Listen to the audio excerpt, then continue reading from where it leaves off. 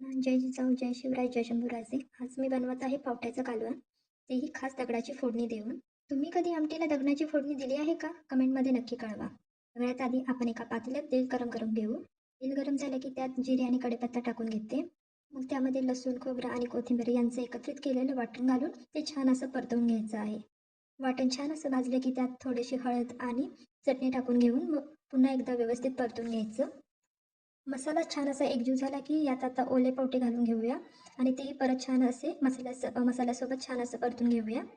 पावटे व्यवस्थित भाजले की त्यात पाणी आणि चवीपुरतं मीठ घालून आमटीला छान अशी उकळी येऊ द्यायची आहे. आमटीला आता उकळी आलेली आहे तर यात मी आता भाजलेले शेंगदाण्याचं कूट घालून घेते आणि पुन्हा आमटीला व्यवस्थित असं छान असं आटून द्यायचं आहे. बघा आमटी आता किती छान घट्ट आणि चवदार झाली आहे.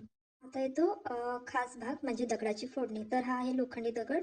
याला मी चुलीच्या आरामध्ये लालसर गरम होण्यासाठी टाकत आहे. हा दगड हा छानसा लालसर झाला आहे. पण आय थिंक तो व्हिडिओमध्ये आता दिसत नसेल. पण छान असा लाल झालेला आहे. तर मी हा एका छोट्या भांड्यात काढून घेते. आता त्यावर जिरे, ठेचलेलं लसूण आणि वरून तेल गरम करून टाकते. आहा! बघा कशी तडतड होते मस्त.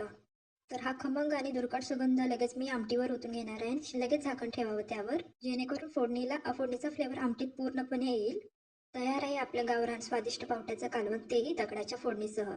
व्हिडिओ आवडला असेल तर लाईक, शेअर, कमेंट आणि सबस्क्राईब नक्की करा. धन्यवाद.